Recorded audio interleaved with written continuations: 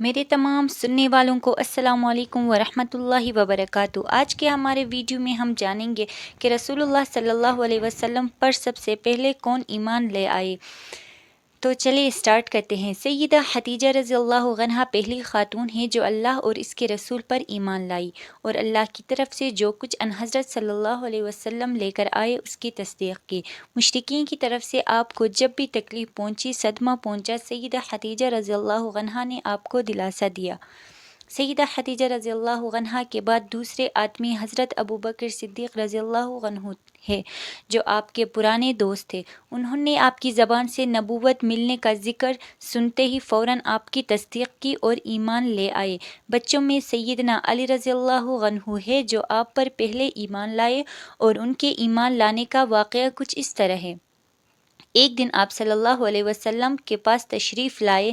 اس وقت سیدہ خدیجہ اور آپ صلی اللہ علیہ وسلم چھپ کر نماز پڑھ رہے تھے۔ انہوں نے یہ نئی بات دیکھ کر پوچھا، یہ آپ کیا کر رہے ہیں؟ نبی کریم صلی اللہ علیہ وسلم نے ارشاد فرمایا، یہ وہ دین ہے جس کو اللہ تعالیٰ نے اپنے لیے پسند کیا ہے اور اس کے لیے اللہ تعالیٰ نے اپنے پیغمبر بھیجے ہیں۔ میں تمہیں بھی اس اللہ کی طرف بلاتا ہوں جو تنہا ہے، جس کا کوئی شریک نہیں۔ میں تمہیں اسی اللہ کی طرف بلاتا ہوں، لات اور غزہ کی عبادت سے روکتا ہوں۔ حضرت علی نے یہ سن کر عرض کیا، یہ ایک نئی بات ہے، اس کے بارے میں نے آج سے پہلے کبھی نہیں سنا، اس لیے میں اپنے بارے میں ابھی کچھ نہیں کہہ سکتا، میں اپنے والد سے مشورہ کر لوں۔ ان کا جواب سن کر آپ صلی اللہ علیہ وسلم نے ارشاد فرمایا، علی، اگر تم مسلمان نہیں ہوتے تو بھی اس بات کو چھپائے رکھنا۔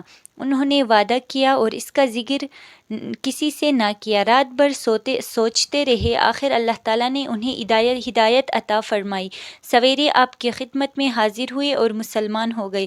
علماء نے لکھا ہے کہ اس وقت حضرت علی کی عمر مبارک 8 سال کے قریب تھی۔ اس سے پہلے بھی انہوں نے کبھی بتوں کی عبادت نہیں کی تھی۔ وہ بچپن ہی سے نبی کریم صلی اللہ علیہ وسلم کے ساتھ رہتے تھے، لیکن احتیاط کے باوجود حضرت علی کے والد کو ان کے قبول اسلام کا علم ہو گیا تو انہوں نے حضرت علی سے اس کے متعلق استفسار کیا۔ اپنے والد کا سوال سن کر حضرت علی رضی اللہ عنہ نے فرمایا، ابا جان، میں اللہ اور اس کے رسول پر ایمان لا چکا ہوں اور جو کچھ اللہ کے رسول لے کر آئے ہیں اس کی تصدیق کر چکا ہوں، لہٰذا ان کے دین میں شامل ہو گیا ہوں اور ان کی پیروی اختیار کر چکا ہوں۔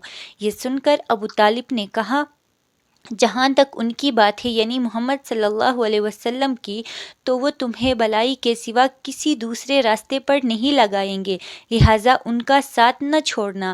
ابو طالب اکثر یہ کہا کرتے تھے، میں جانتا ہوں میرا بھتیجا جو کچھ کہتا ہے حق ہے، اگر مجھے یہ ڈر نہ ہوتا کہ قریش کی عورتیں مجھے شرم دلائیں گی تو میں ضرور اس کی پیروی قبول کر لیتا۔ عفیف کندی رضی اللہ عنہ ایک تاجر تھے۔ ان کا بیان ہے، اسلام قبول کرنے سے پہلے میں ایک مرتبہ حج کے لیے آیا۔ تجارت کا کچھ مال خریدنے کے لیے میں عباس ابن عبد المطلب کے پاس گیا۔ وہ میرے دوست تھے اور یمن سے اکثر عطر خرید کر لاتے تھے، پھر حج کے موسم میں مکہ میں فروخت کرتے تھے۔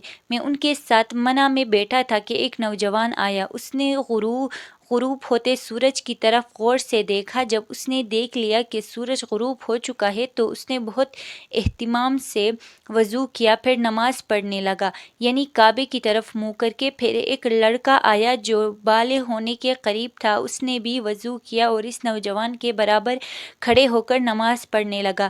پھر ایک عورت خیمے سے نکلی اور ان دونوں کے پیچھے نماز کی نیت باندھ کر کھڑی ہو گئی۔ اس کے بعد ان نوجوان نے رکوع کیا تو اس لڑکے اور عورت نے بھی رکوع کیا۔ نوجوان سجدے میں گیا تو وہ دونوں بھی سجدے میں چلے گئے۔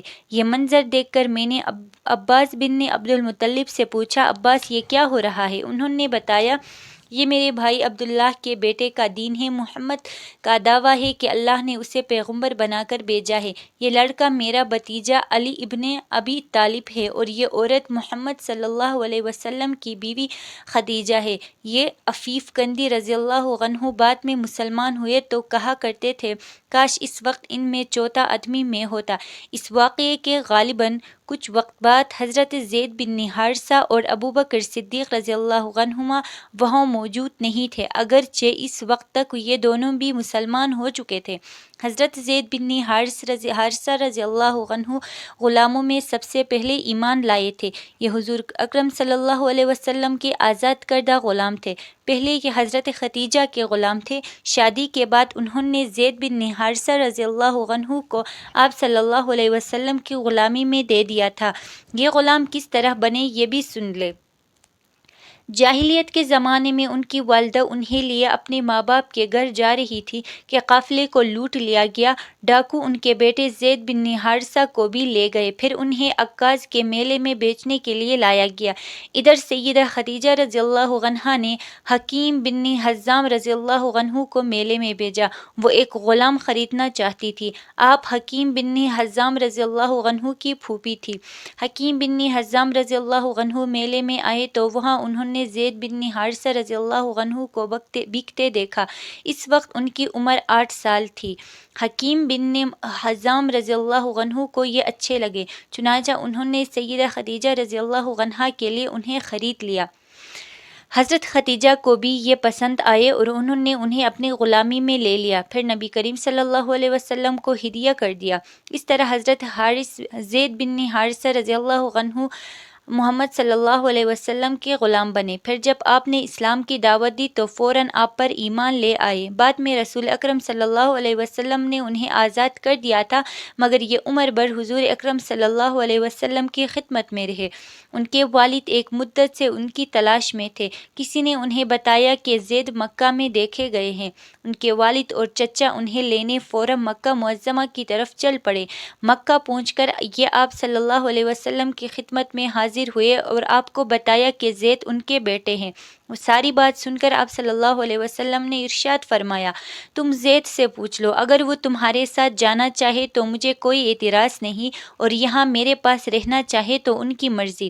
زید رضی اللہ عنہ سے پوچھا گیا تو انہوں نے نبی کریم صلی اللہ علیہ وسلم کے ساتھ رہنا پسند کیا۔ اس پر باپ نے کہا، تیرا برا ہو زید، تو آزادی کے مقابلے میں غلامی کو پسند کر رہا ہے۔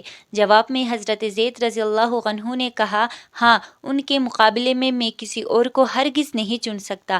آپ نے حضرت زید کی یہ بات سنی تو آپ کو فوراً حجر اسود کے پاس لے گئے اور اعلان فرمایا، آج سے زید میرا بیٹا ہے۔